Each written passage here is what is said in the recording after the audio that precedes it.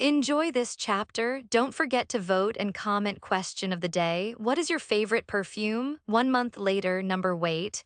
I held my hand up, staring at the two of them with my serious face. I mean it. I cautiously retreated backwards, my eyes never leaving their green ones. Okay, I sighed, now a safe distance away, now you can eat. As soon as I gave permission, both Alina and Marina went to work. Marina was in her high chair, picking up pieces of pasta with her little chubby hands. Meanwhile, Alina was sitting in a chair next to her, eating her pasta with her little fork. They were the two messiest eaters I'd ever encountered in my 26 years on this planet.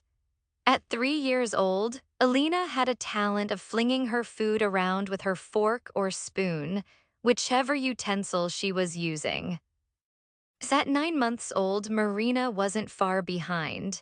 She got food fucking everywhere when she ate, and somehow I always found myself being the one to give them their food. The rest of the idiots in this house conveniently disappeared whenever it was feeding time at this little zoo. Even Agata and Greta always found something to be doing when it was time for the young ones to have their food. And since I was the one who loved playing with them the most, I was automatically the one who apparently had to feed them too. Is it nice? I smiled, sitting 2 chairs away from Alina while she ate. I've tried 3 chairs away, but she got upset with me. She has a very similar temper to Riviera. She nodded, her little curls bouncing.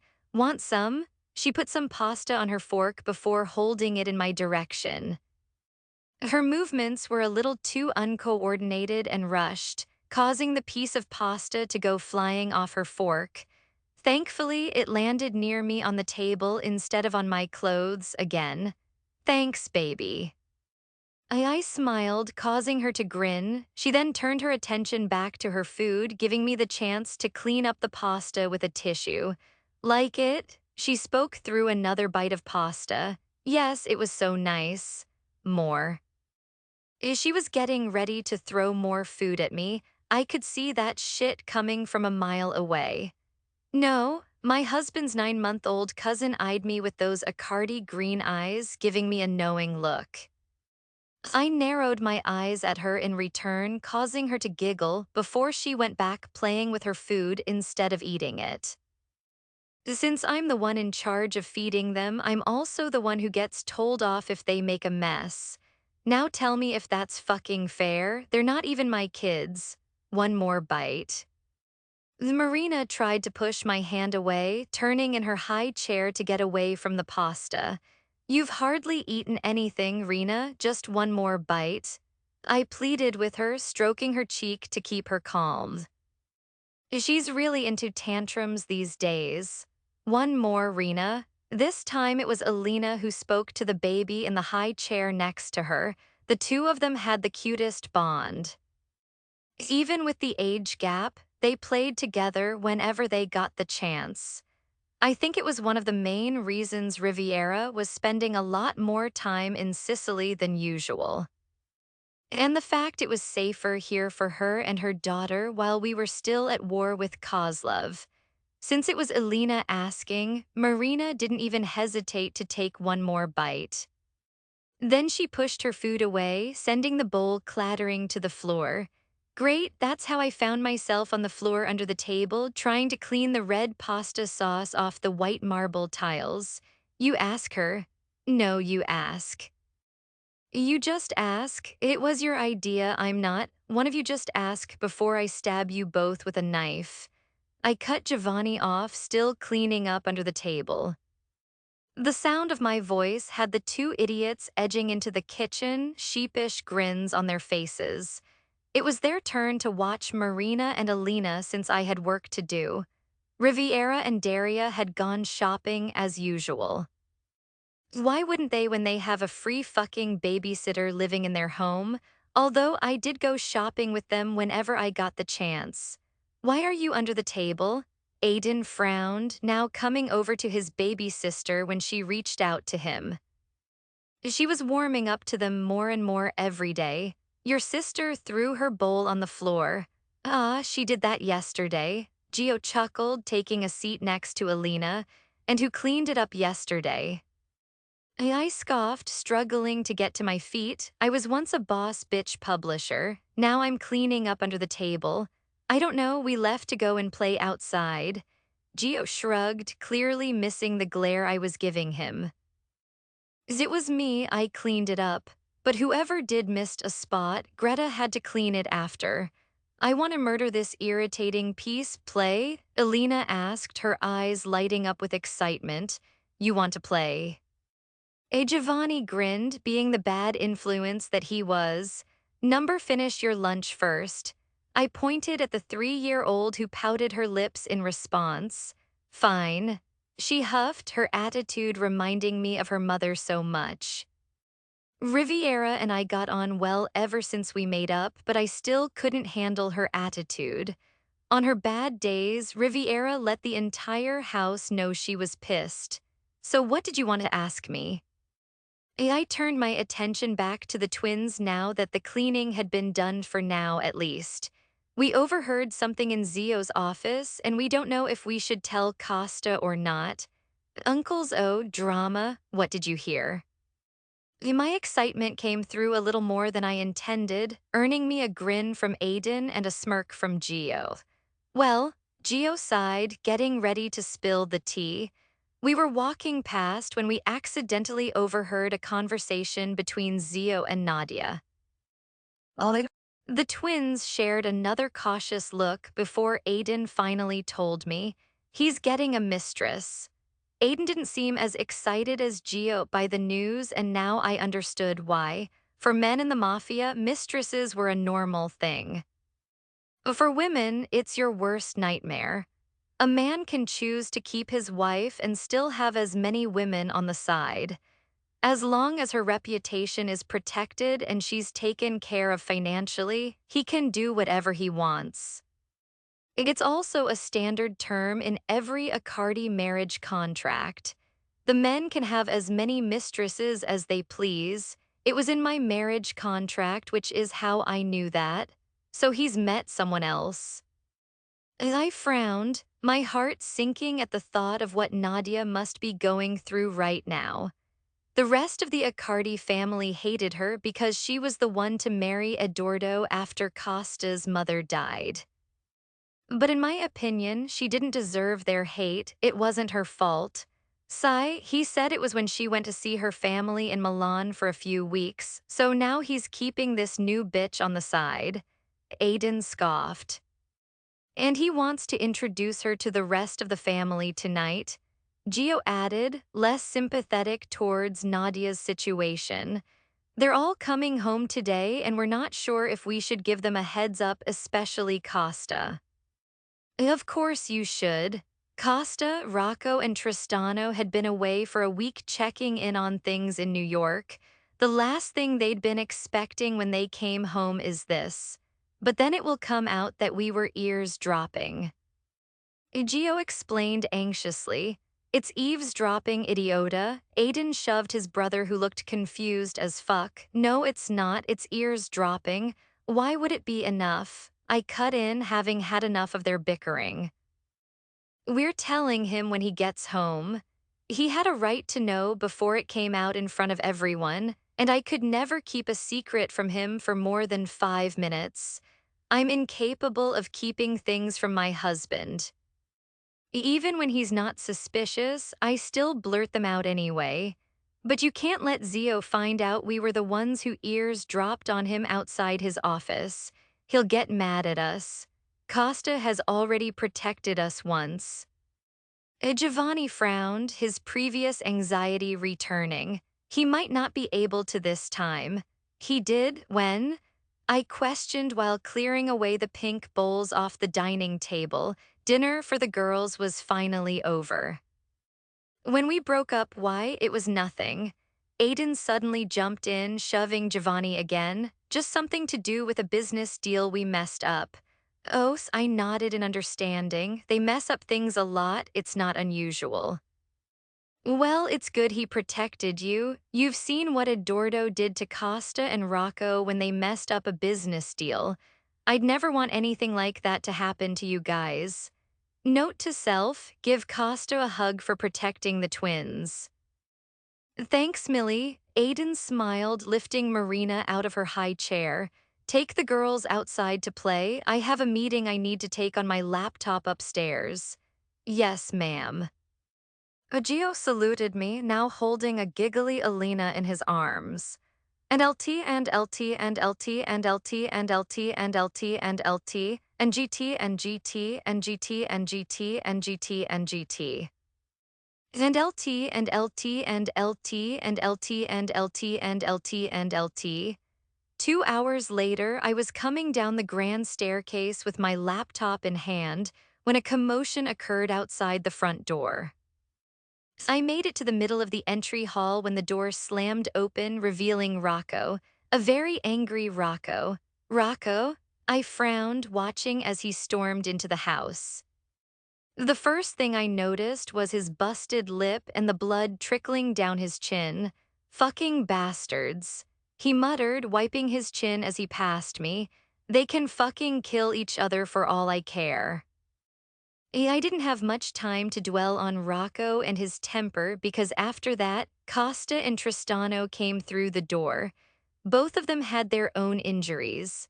Costa had a bruised eye and Tristano had a bruised jaw and busted lip. Stay the fuck out of my life, Costa. I mean it. It's none of your fucking business.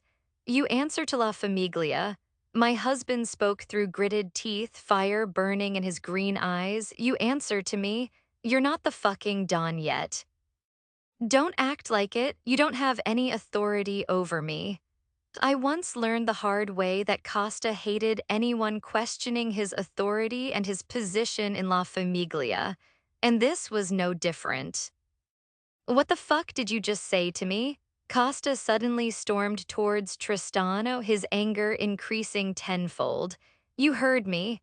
Tristano stood his ground even when Costa grabbed him by the collar, shoving him backwards. The action caused Tristano to knock into a nearby console, sending a crystal vase shattering to the floor. Costa lifted his fist, landing a punch on Tristano's jaw. There was no way in hell I was risking my face by getting involved in their fight. Rocco stopped in his tracks, giving me a look that told me he wanted to be anywhere else but here. What? Do something.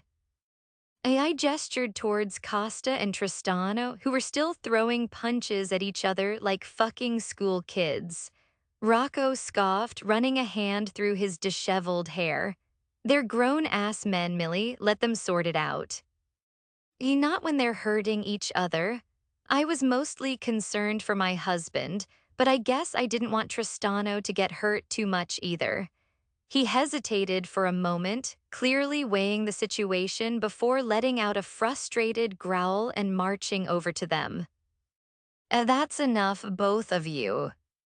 I said stop. He shoved Costa back first, then turned to Tristano, giving him the same treatment. Is this what you fucking want? Rocco spat at them.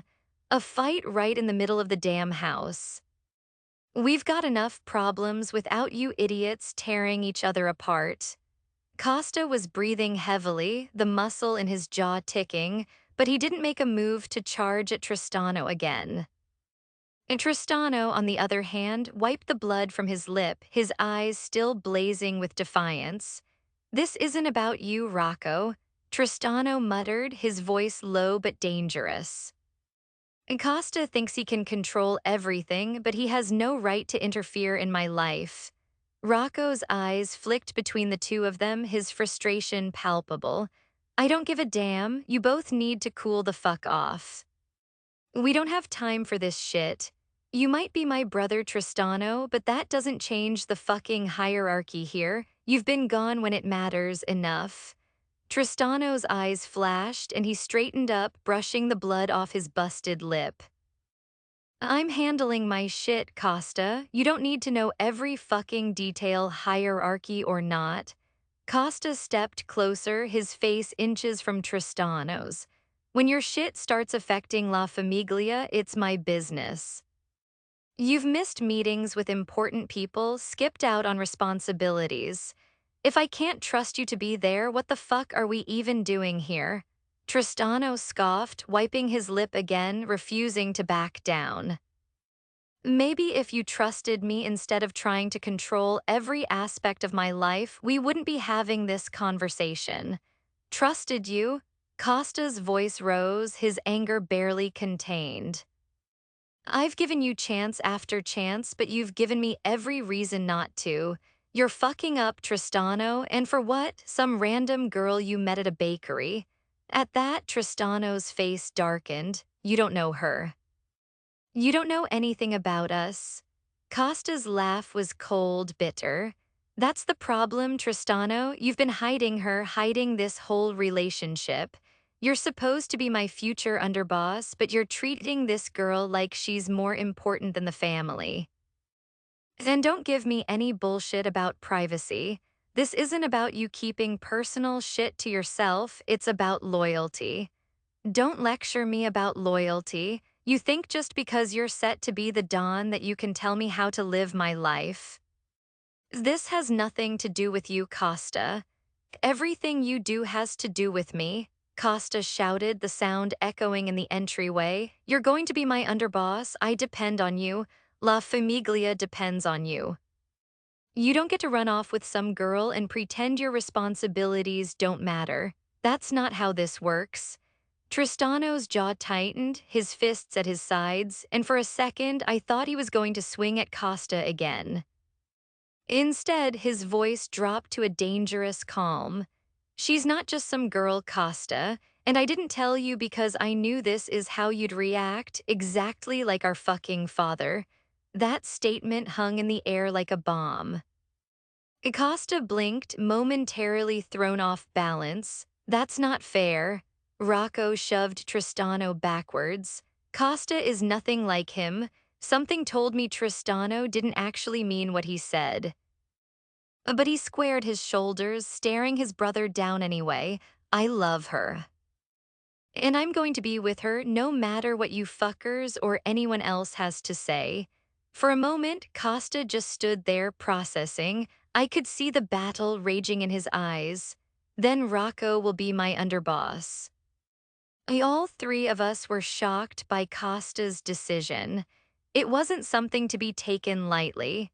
The position of his underboss was something that had been decided a very long time ago. If I was correct, it was even Tristano's birthright as the second son. Costa, I stepped towards him, but I was cut off by Tristano's cold voice. Fine, if that's what you want. He scoffed, now shifting his gaze to an equally shocked Rocco. Good luck with him. With that, he stormed back out the front door, passing the butlers still bringing in their luggage from their trip. The three of us were left watching after him. Costa, you can't, Rocco started, but he was quickly cut off. I can and I am. I've given him 5 fucking months to sort his shit out. I've warned him plenty of times. I've had enough. But he's been trained for the position. I haven't.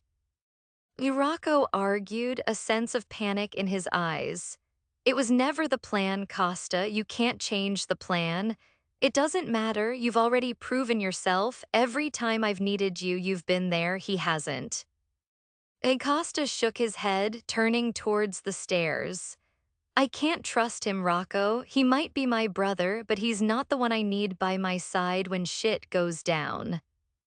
I could still feel the tension in the entry hall even when Costa left to go upstairs.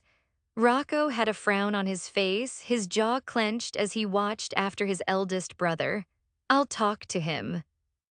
I broke the short silence, glancing over at my husband's retreating figure. It'll be okay. Yeah, he scoffed. Does it look okay to you, Millie? All they fucking did in New York was fight. They couldn't be in the same room for more than 5 minutes. The plan was for them to run this whole fucking organization together in the future. I was never. They were supposed to be the calm down. I put my hand on his arm, giving him a soft smile. I get it. They're your brothers and they're fighting right now. I used to have the same problem with Julius and Damien. Okay, those two idiots are not the hey, I'm trying to be nice. I narrowed my eyes at him warningly. I'll talk to Costa. We'll give Tristano some time to calm down and then we'll get them together in a room. I can be the mediator, I have experience. I stated proudly and confidently. I have a question. He suddenly spoke up, now taking my hand. What's your success rate in getting your stupid brother and cousin to speak after a fight? Okay, I scoffed. I don't see how that has any relevance. You failed every time, didn't you? He looked at me with those stupid green eyes, a knowing grin on his face. Not every time. My sheepish reply had him chuckling as he nodded. With a soft tug, he pulled me in for a one-armed hug since I was still holding my laptop. Hi, Millie. At least someone finally said hello to me after they were away for a whole week. Oh, hi. I smiled, pulling back. So how was New York? Fucking great. He muttered, the anger in his tone causing me to laugh. I need to go and check on Costa. I sighed, pulling away from him. Good luck with that, he scoffed. What song would you like at your funeral? Jar of Hearts by Christina Perri. I feel like it will really haunt Costa if he kills me. I smirked, heading up the long-ass stairs. By the time I reached our room, Costa was sitting at the edge of the bed with his head in his hands. His elbows were resting on his knees, his shirt sleeves rolled up to expose his veiny, tattooed forearms. Is it bad I paused for a second to admire him before I tried to comfort him? Hey? The sound of my voice had his head lifting. His green eyes softened when they met mine and he held a hand out for me. Come here, baby. I crossed the room, taking his hand, allowing him to give it a gentle squeeze. I'm so fucking sorry about all of that. It's okay, as long as you're okay.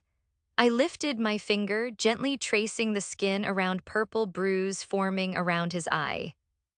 I'm fine, Principessa, he replied, pulling me in closer. Since he was still sitting down, he rested his forehead against my stomach, releasing a heavy breath. It's nothing I haven't had before. I ran my fingers through the hair on the nape of his neck, admiring the tattoos that reached the back of his neck. Why's he so hot? Bitch, it's really not the time. Please, as if I haven't just been away from my husband for a week. I'm suffering. What's on your mind? He asked, meeting my eyes. Is now a bad time to tell him about his father's new mistress? Obviously, but I'm not good at keeping secrets. Millie. He frowned, breaking me out of my thoughts for a short second. I think he knew something was going on, judging by the look he was giving me, and that was making it 10 times harder for me to keep my mouth shut. Don't do it, girl. He just had a fucking fight with his brother and made a life-changing decision. Your father is planning to tell you tonight that he's taking a new mistress. I did it. The words slipped out before I could stop them, causing his frown to deepen as he processed what I said. The twins were eavesdropping outside his office when he told Nadia earlier. I finished explaining, deciding to give him all the details in one go. They weren't sure if they should tell you because then it would come out they were eavesdropping and they didn't want your father to find out. Acosta was still frowning, so I quickly added the last part before he could say anything. They said you protected them from your father before, which what?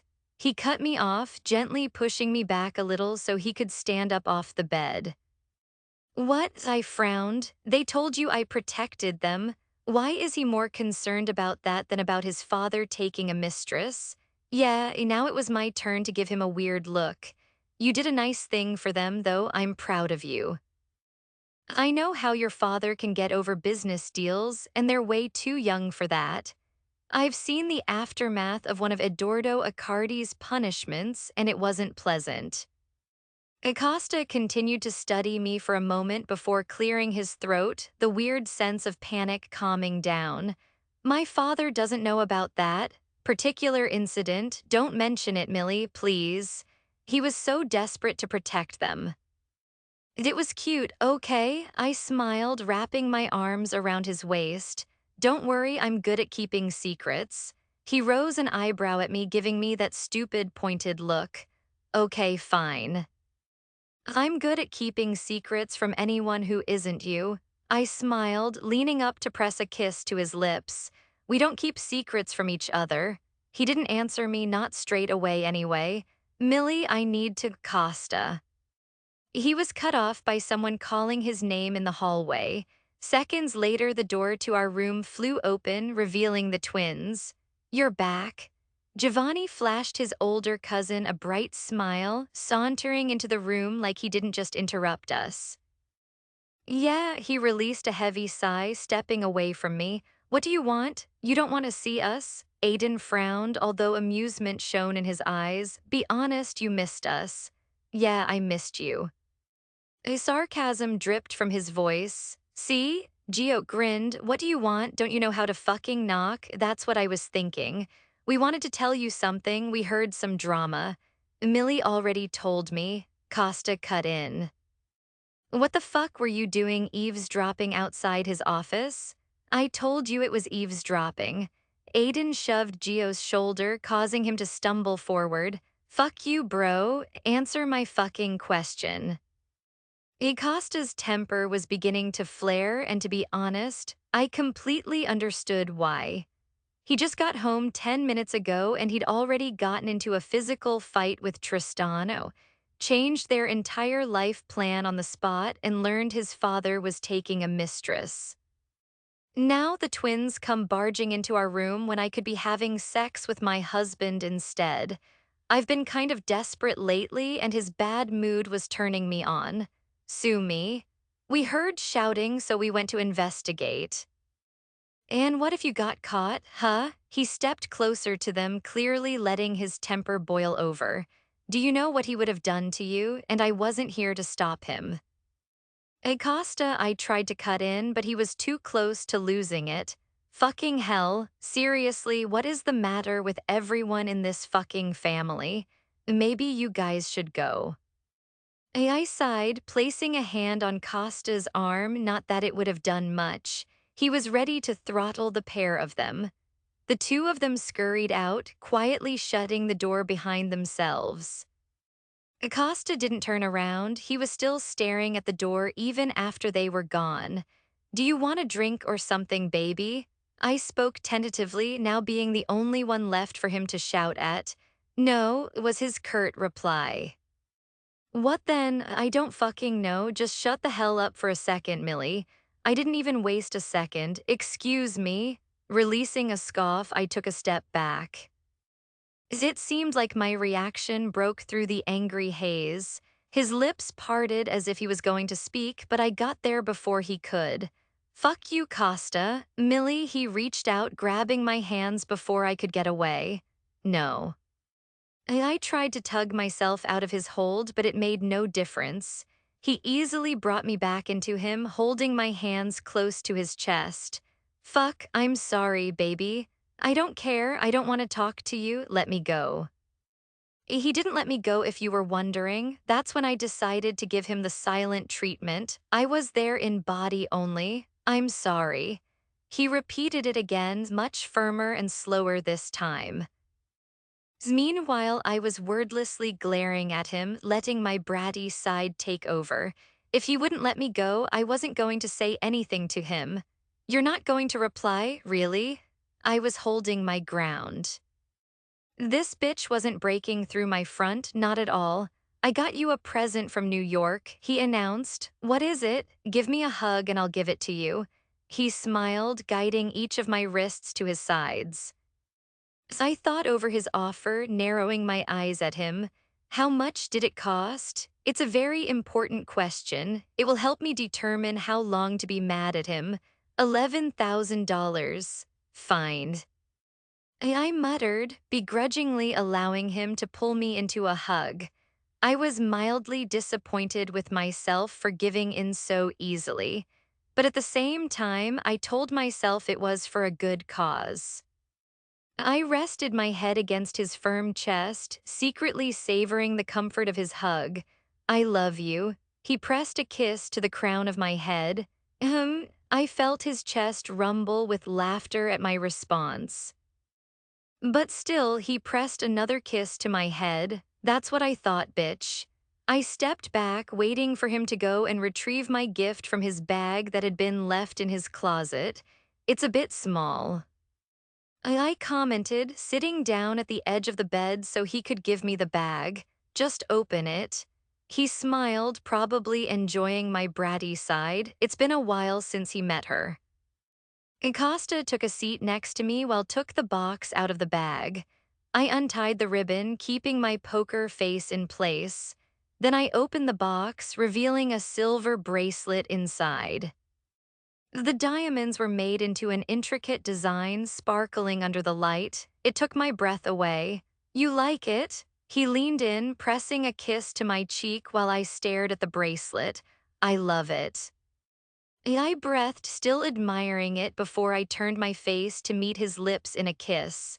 You're welcome, Principessa, and I'm sorry. I know, it's okay, you've earned my forgiveness. I grinned, putting the box aside for now. I leaned in with one intention and one intention only. Costa seemed to get the hint because he pulled me into him, deepening the kiss. It continued like that until he suddenly switched our positions, laying me down on the bed. He hovered over me, kissing me until I had to pull away for air. During that time, he stripped off his shirt, revealing his perfect upper body to me. It's rude to stare. He smirked, leaning down to kiss me. We've been over this before. I pecked his lips, looking into his green eyes. It's not if it belongs to me. I love it when you say that. He peppered kisses along my jaw and my neck, playing with the hem of my shirt. And I love how jealous you get. Oh, does it turn you on? I feigned ignorance, knowing that it was definitely one of his turn-ons. He replied with an MHM, continuing his kisses on my neck. Well, it's a good thing I'm not jealous then. You're not jealous, really? No, I'm not jealous. I scoffed, lying through my teeth. No. He smiled, now tracing his fingers over the waistband of my jeans. So shall I tell you about the dancer who sat on my lap at a club in New Y? That better be a fucking joke. I narrowed my eyes at him, shoving his hand away from the button of my jeans. So you are jealous? He cocked an eyebrow, smirking down at me. I held his stare, the air between us charged with a strong electricity. Maybe. I finally replied, now let me tell you about shut up. He cut me off, crashing his lips against mine. Now it was my turn to enjoy his jealous side when his movements became a lot more rough and urgent. A laugh escaped my lips when he unbuttoned my jeans, roughly tugging them down my legs. Costa, I wish it was me screaming his name. Instead, the voice belonged to one of the twins calling his name from down the fucking hallway. At first he froze, his movements coming to a stop. He stayed silent, but the anger from earlier returned with a vengeance. Costa, it's time for dinner. Fuck, he muttered. I'm going to fucking kill them. He sat up on the bed, releasing a heavy breath. Baby, it's okay. I sat up too, putting my hand on his shoulder to comfort him. Listen, we'll go downstairs and we'll get through this dinner together. Then when we get back, I'll show you the gift I got you while you were gone. Gift? He frowned, his curiosity peeking through his anger. We're very similar. It's red. I smirked as understanding dawned on him. Fuck. He groaned, running a hand over his face. Why did you have to put that image in my head? I couldn't help but laugh at his reaction, shuffling to the edge of the bed to put my jeans back on. Come on.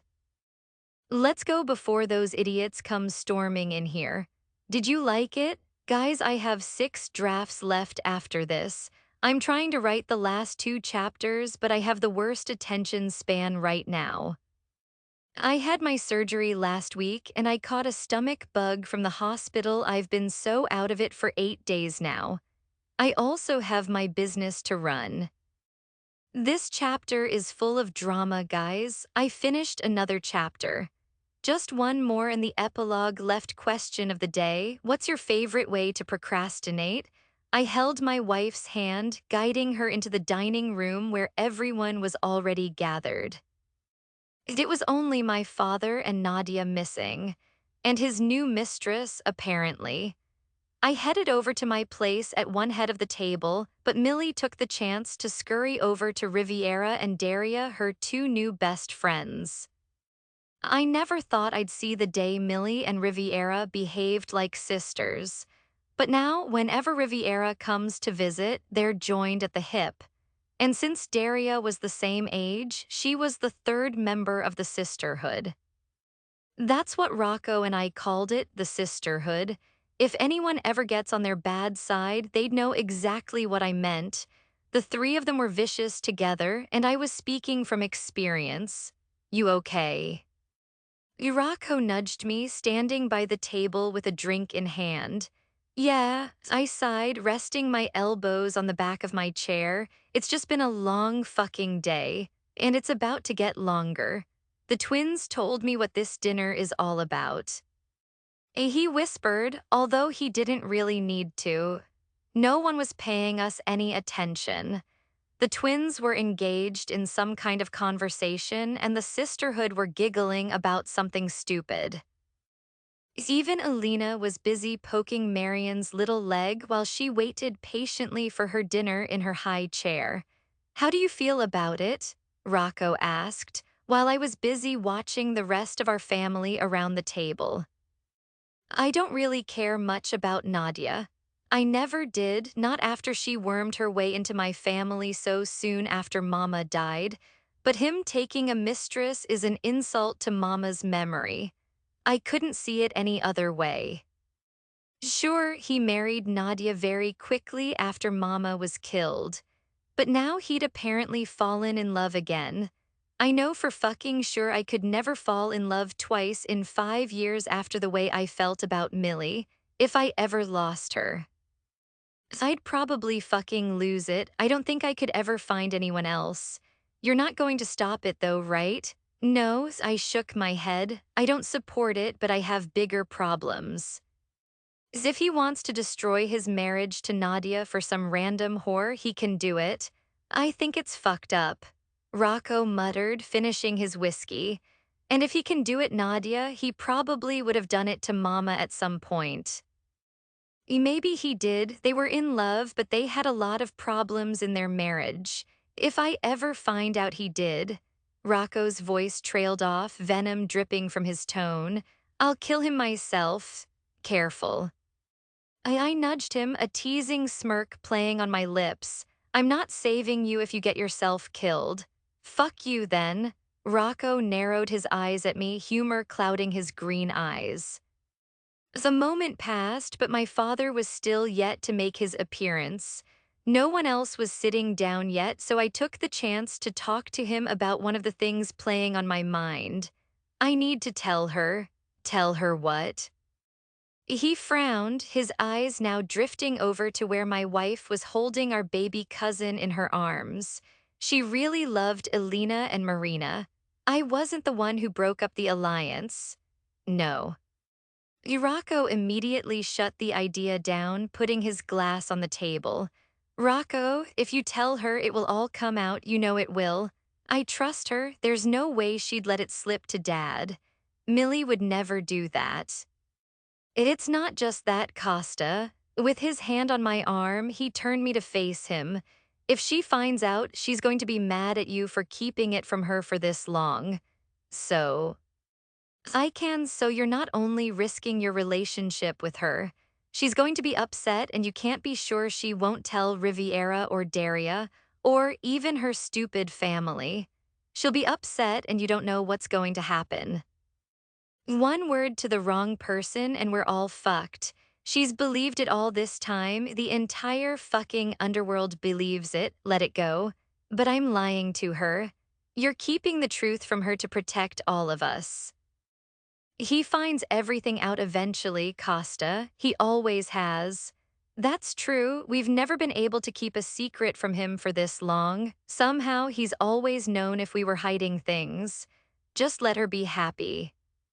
You're in a good place now. She's over it, and so is everyone else. I feel guilty. I've had so many chances to tell her over the course of our marriage, but earlier when she said we don't keep secrets, that's when I was the closest. It was about to come out, but the twins interrupted. It's not that big of a deal. You covered for the twins for a good reason, just let it go. Those were his final words before my father walked in, his arm linked with a tall blonde woman. The blonde I knew all too fucking well. Fuck me. Rocco muttered, staring wide-eyed at the woman on my father's arm. I think I'm going to be sick. The room plunged into a shocked silence while my father stood at the head of the table. All eyes were on the two of them. He was about to open his mouth, probably to introduce his new mistress, but I spoke before he could. You've got to be fucking joking. My eyes narrowed dangerously in their direction. My father slipped his arm around her waist, almost protectively. Costa, don't. He spoke with a warning tone. You're fucking Melina, really? I spat, a mixture of disgust and anger boiling up inside me. I brought her here to introduce you all to her properly. She's my girlfriend. It was comical, really. Somehow he had the audacity to stand there and introduce us all to one of my closest friends and the woman I lost my virginity to. I think I'm very well acquainted with her. She's your girlfriend? Rocco scoffed before releasing a throaty chuckle. This family is so fucked up. That's enough. You will treat her with respect. My father aimed his words at all of us. What the fuck are you doing? I spoke directly to Melina, hating the satisfied glint in her eye. She was getting exactly the reaction she wanted from me. Does it bother you? She tilted her head to the side, almost mockingly. Then her eyes briefly shifted to the side where my wife was standing, watching the scene unfold. Not in the way you think. I clenched my jaw, trying to keep a hold of my emotions. The last time I saw Melina was on New Year's Eve when she started telling Millie about our past together. Whatever mind games she tried to play clearly didn't work. I ended up taking Millie upstairs for our first time together straight afterwards, but now she's back for some fucked up reason. You know, this is all kinds of fucked up. Rocco added, glaring at Melina. You're fucking your friend's father. Rocco, my father's booming voice carried through the room. Don't you dare speak like that to her in this house. We're in love, Melina clarified, placing her hand on my father's chest. It's more than that. No, this is really fucked. Riviera was once quite close with Melina, but now she was the focus of my sister's anger. You're doing this on purpose. Riv, I'm not doing anything. I met Eduardo at a bar and we got talking. One thing led to another and now you're screwing with my family. Riviera stepped towards her, but Millie grabbed her hand. My wife was yet to say a word. She barely even let on how she felt in her expression. But I knew exactly how she was feeling. I only just teased her about her jealous side upstairs, but the difference was I was joking. This was fucking serious. I'm confused. Daria spoke up, her Russian accent standing out among our Italian ones. Who is she? Melina was Costa's friend and they lost their virginities to each other like 20 years ago. Giovanni tried to explain. Are you fucking stupid? Rocco scoffed. That would make Costa 9 years old. Oh, Gio's mouth formed an O shape and he made eye contact with me at the wrong time. I sent him a hard glare while Aiden laughed next to his twin. The sight of her brother laughing had Rena giggling too from her high chair. So you're sleeping with your ex's father? Daria frowned, still trying to put the pieces together while she stroked her daughter's hair. We were never together. I made it very fucking clear I never had any feelings towards her. My past with Costa has nothing to do with this. I love Eduardo. He's married to Nadia, but that doesn't mean he can't take a mistress. And you're happy to be his mistress? Daria frowned before glancing over at me. Even when you've slept with his son? See, it's all kinds of fucked up. It's not a problem for either of us. I'm not sure if I can say the same for Costa, though. Once again, her eyes met mine and then she glanced over at Millie for emphasis. This time I didn't say a word. I let my furious glare do all the talking for me. The only reason that bitch wasn't cowering away in fear was because she had my father by her side, the one person who could overrule me. She knew it, and she decided to use it to her advantage. Let's eat. My father ordered us all to take our seats, but we remained standing. I won't tell you again, sit down. Surprisingly, it was Millie who was the first to sit down. She came over to take her seat next to me, her eyes meeting mine as she did. Then she held her hand out, having a silent conversation with me. She didn't want to let Melina win. It took all my fucking strength to be able to sit down, but only because she wanted me to. I took her hand, giving it a gentle squeeze, moving so our hands were joined under the table. Everyone else took their seats, with Riviera and Daria sitting next to their children. During all that commotion, the two of them were sitting without a care in the world. But once we started eating, it became awkward fast. What's your favorite food? Millie broke the silence with the most random question, her eyes now focused on me. My favorite food? I frowned at her sudden question. Sigh, she's so fucking cute when she tries to speak Italian. I don't know, why is it so fucking hard to choose a favorite? Well, think. More importantly, why is my wife so fucking demanding? That Greek thing you make is pretty good. My wife is one of the best cooks I've ever come across. And it just so happens I really fucking like Greek food. You need to make me that thing again. I didn't hear you say please. She replied, almost like she was talking to a fucking child. My brother chuckled next to me, earning himself a glare from me. I don't need to say please, you'll just do whatever I tell you to. I smirked, knowing it would piss her off, and it did. She was getting ready to start another one of her usual rants. I could sense that shit. I'm sorry, Dee, I forgive you. I cut in, my smirk widening when she scowled at me. Once again, Rocco was laughing at the interaction. Fuck you. She muttered, taking another bite of her food. Millie, please, I grinned. I'm trying to have my dinner. At least wait until we get back up. Don't make me stab you, Costa, her favorite threat as always. I have a question. Rocco suddenly spoke, his eyes focused on my wife across from him. Apart from Elena, have you ever actually used your knife? Of course I have. She frowned like it was the most stupid question she'd ever heard. I'm not all talk, I'm very skilled with my knife. I've even killed people too. I know she was trying to sound tough, but it was so fucking cute. For what? Rocco goaded her. I killed this one guy for calling me a bitch. That was my first one. Another time was when some guy was being mean to Damien at a club while he was too drunk to do anything. She recalled, bringing another bite of food to her lips. See? Yeah. Irako laughed, sarcasm dripping from his voice. You're so dangerous. I am, she frowned, now turning to me for support. Tell him, she is. I nodded, although I had to control my laughter. Whatever. So how did you lose your killing virginity? Millie turned the tables on my brother, using the weirdest phrase I've ever heard. My killing virginity? He chuckled, sipping on his wine. I killed some guy for asking Riviera on a date. I remember that. My sister jumped in, trying to feed Alina a bite of her food. Rocco was like 15 years old, I think.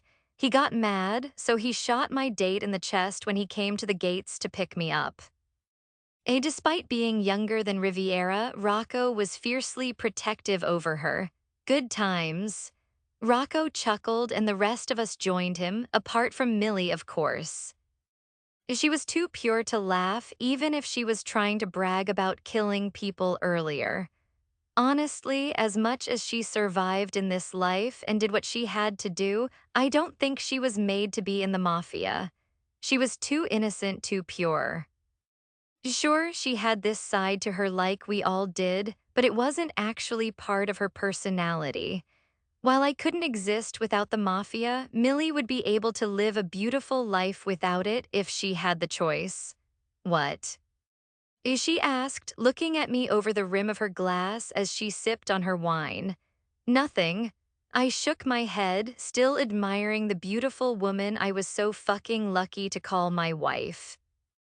She held my stare for another few seconds before turning her attention back to her food. How was New York, Costa? My father spoke for the first time since we sat down, ending the conversation we were having. Fine. I kept my reply short, barely able to glance in his direction. The fact he had Melina sitting in his wife's chair was sickening to me. And things with Kozlov, did you speak to Julius about? I'm not talking in front of her. I cut him off, sparing Melina a cold glare for emphasis. She isn't family. Costa, he warned, I trust her. I don't. It was simple. She was here to screw with my marriage, nothing else. Look, I can understand why this is difficult for you. He's fucking the woman I lost my virginity to. I don't think he could truly understand how difficult that was. But one day you will understand, it's my right to take a mistress. Just like it's yours, should you ever choose to. I won't. You don't know that. This time it was Melina who had the fucking guts to look me in the eye when she spoke to me. Maybe one day you'll meet another woman. You might not be open to it now, but you might have a change of heart in the future, just like Eduardo did with me. Melina, I spoke through gritted teeth. I was ready to blow her fucking head off, 14 years of friendship or not. I'm just saying, you don't want to feel like a hypocrite for giving us shit when you end up doing the exact same thing like every other man in this life. That's enough. Surprisingly, it was my brother who cut in, his face a mask of fury. If you fucking dare say another word about this, you'll have me to worry about. Rocco, Millie whispered, catching his attention, leave it. How are you not angry right now? Aiden frowned, also sparing Melina a glare. Oh, I am, but I trust him. She glanced over at me, surprisingly calm. He knows he'll meet my knife if he does anything stupid, contract or not. Oh, I know she's threatened me a million times with that fucking knife, but this time I just knew she was being serious. If I ever dared to cheat on her, she wouldn't hold back, but I never would. So I could easily laugh, despite her very real threat. I also didn't miss the sour look that passed through Melina's features. It's a shame for 14 years of friendship to be discarded so easily, but it wasn't a choice for me. I'd choose my wife over anyone. I already made that very fucking clear to her. If Melina thought getting into a relationship with my father would do anything other than piss me off, she was wrong. So when do you want me to make you that moussaka? Millie changed the subject, flashing me a smile that didn't reach her eyes. The rest of the dinner was painfully awkward. Millie made conversation with the sisterhood, or she was bickering with Rocco at times, too. She didn't say much else to me, and she didn't acknowledge my father or Melina. Not until the very end once the dessert was finished. Costa, I hope this won't change things between us. Melina softened her voice, appearing as if she truly cared about our friendship. It's a bit fucking late for that, no? I'm happy with Eduardo, you're happy with her. Why is that a bad thing? You know what you're doing. Millie cut in with a cold tone, pushing her chair back. Enough with the games. Millicent, my father warned her, can't you see? Once again, she surprised everyone in the room when she had the audacity to address him like that. Millie was never scared of my father, at least she never showed it. She's made it clear she wants Costa. She's only here to drive a wedge between us. We already knew people were going to try, this is just another attempt. My father didn't get the chance to form a reply or even just tell her to mind her own business. Millie continued, somehow appearing to hold more authority in the room than I ever expected. You're sacrificing Nadia, a woman who adores you, for her. Utter disgust laced her tone when she nodded towards Melina. And you're going to ruin your relationship with your son? It's a mistake. Nadia understood. For some fucked up reason, my father was explaining it to Millie instead of scolding her for the way she spoke to him. She accepted it. Really? My wife cocked an eyebrow, sparing me a short glance, because I wouldn't. If Costa ever did this, I would hate him for it, but the contract wouldn't give me the chance to leave.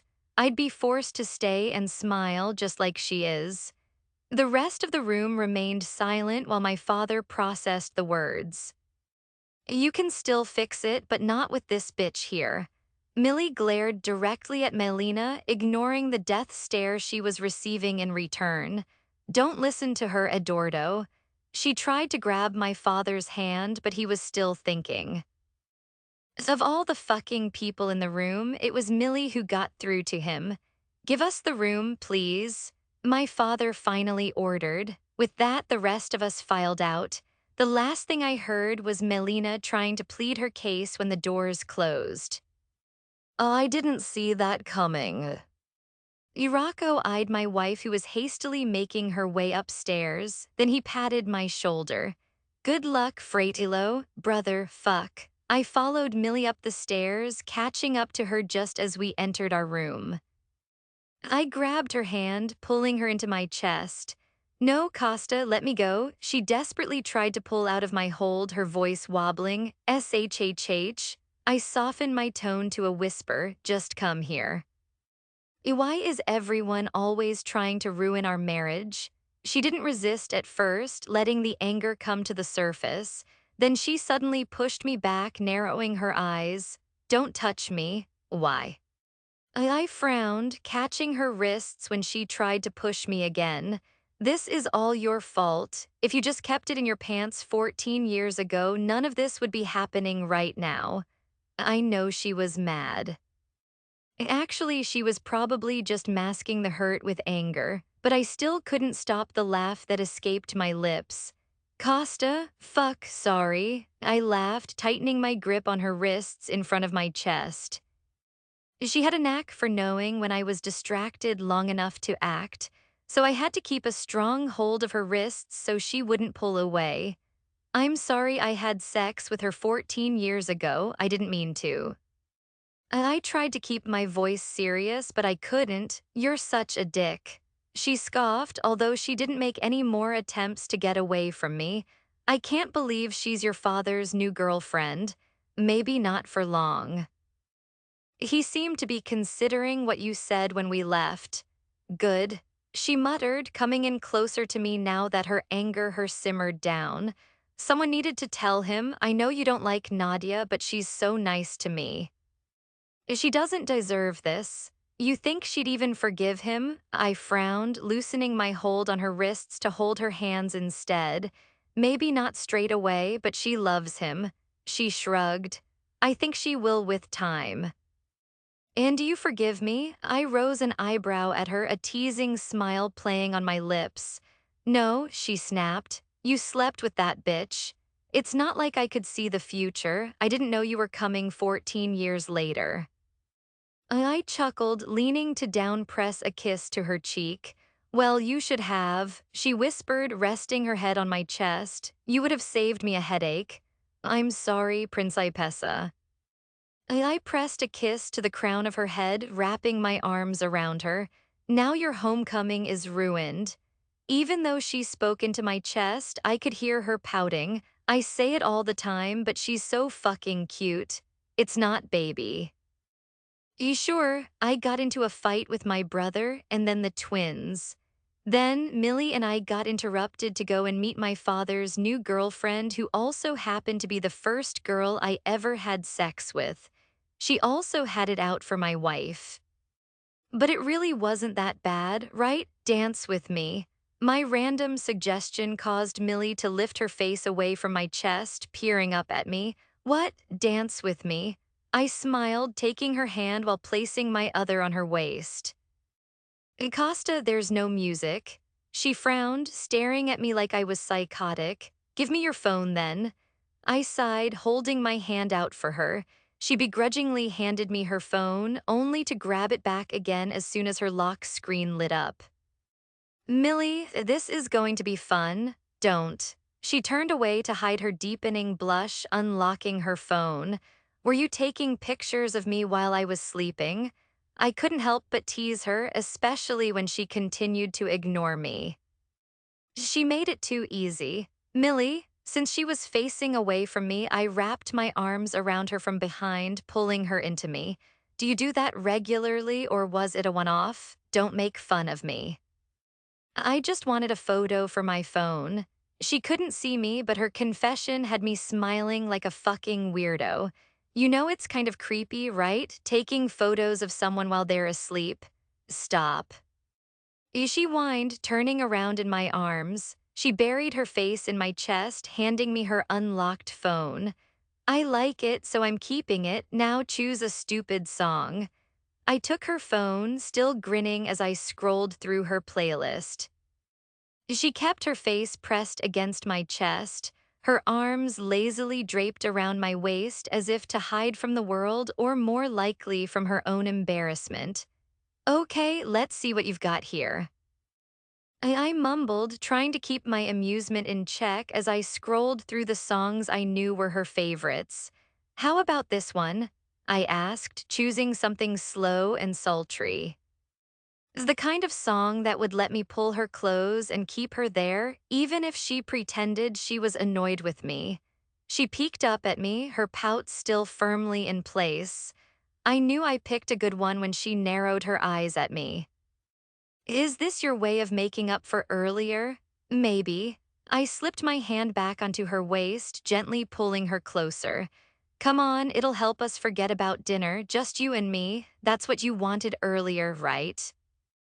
She huffed but let herself melt into me as the music started on the speaker in our room. Her arms slid up around my neck, and I felt her body relax against mine as we began to sway slowly, in sync with the rhythm. For the next few moments, neither of us spoke. Her cheek pressed against my chest, and I rested my chin on top of her head. It was perfect. Simple, I love you, you know. I whispered after a while, my voice low enough that it could have been easily missed. No matter how many people try to come between us, it won't work. No one will ever mean what you mean to me. She tilted her head back slightly, looking up at me through her lashes, her frown replaced by something softer. You're not just saying that to get out of trouble, are you? Would I ever do that? I teased, my hand sliding up from her waist to cup her face, tilting it slightly so I could look her in the eye. You would. She laughed quietly, the sound putting me at ease. Maybe, but not this time. I leaned down, my lips brushing hers in the lightest, softest kiss. This time I mean it. Her eyes flickered up to mine, searching as if she needed one more assurance before giving in.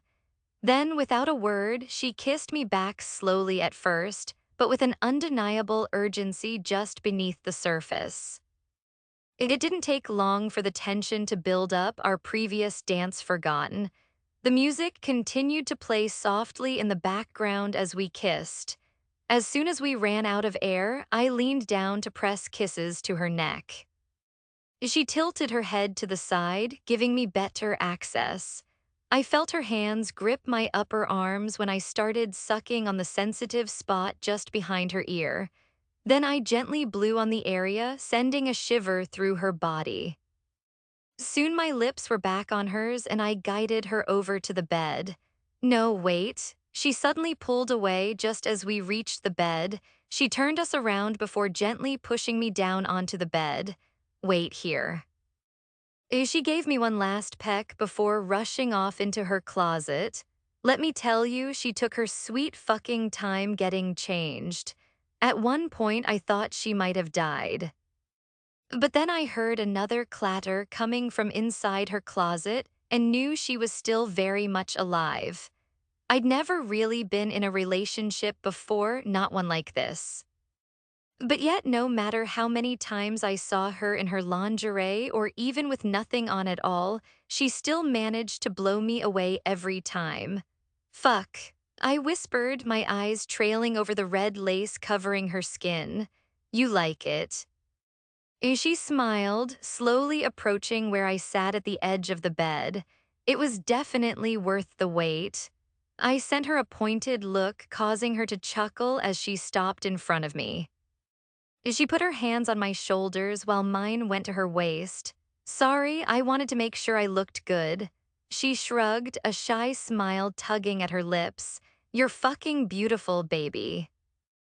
I whispered, tracing my fingers over the sheer lace bodysuit. Remember when you said you would never wear anything like this for me? I knew you were going to bring that up. She rolled her eyes, causing me to laugh.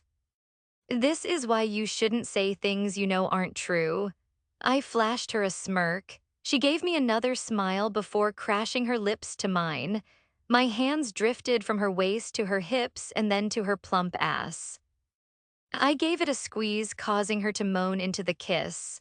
I took advantage, sliding my tongue into her mouth. I pulled her onto my lap, deepening the kiss. The shame about the lingerie is that it usually ends up on the floor very quickly whenever Millie wears it. This time, I tried to drag it out for as long as possible, but we still got it off pretty quickly so we could get to the main event. I unwrapped a condom, chuckling when I saw the impatience in her eyes. Remember when I told you you're sex obsessed? I'm not obsessed, you're just taking an unnecessarily long fucking time. She snapped, watching me from her place on the bed. The foreplay usually brings out this side to her demanding, impatient, and bratty. Relax, Principessa, I'm coming. I smirked, sliding the condom on. You need to learn how to be more patient. Don't start. She groaned, pulling me in when I was within her reach. I've been patient for a whole fucking week while you've been in New York. It's worth the wait, no? I cocked an eyebrow, pushing her down so she lay flat on the bed. No. She narrowed her eyes at me, that brattiness coming out full force. Now just hurry up before I cut her off by slamming into her, causing her to release a sharp intake of breath. I wasn't ready. She glared at me, although her eyes were glazed over with lust. Shut up, I muttered, covering her mouth with my hand as I started picking up the pace. I hate you. I'm pretty sure that's what she said, but her words came out muffled against my hand. Soon the room was filled with our heavy breathing and Millie's soft moans, a sound I could listen to forever. We went through a mix of rough and hard and soft and intimate, the way we usually do it. By the time I finished into the condom, she was breathing tirelessly with a light sheen of sweat coating her skin. She dropped down on the bed, struggling to catch her breath. I collapsed next to her, pulling her into my arms. Her head rested against my chest, and for a while we just lay there in silence, listening to each other's breaths gradually return to normal. After a few moments, Millie traced her fingers over the tattoos on my chest. I missed you. She whispered, her voice so quiet it almost got lost in the stillness of the room. I don't like being away from you for so long. I kissed the top of her head, holding her even closer. I missed you too, baby, more than you know. She shifted, resting her chin on my chest as she gazed up at me with those deep, mesmerizing eyes. Promise me something. She spoke softly, her voice full of vulnerability. Anything. I replied, tucking some hair behind her ear. Don't ever let anyone come between us. She whispered, her eyes searching mine. Not Melina, not your father, no one. I stroked her cheek, my thumb brushing over her soft skin as I held her gaze. No one ever will. I promised. It's just you and me, Millie, always. A small, relieved smile tugged at the corner of her lips before she nestled back into my chest. No matter how fucking chaotic my return was, all that stress washed away just being there with her. And in that simple, quiet moment, it felt like everything was exactly as it should be. What did you think, Melina and Adored?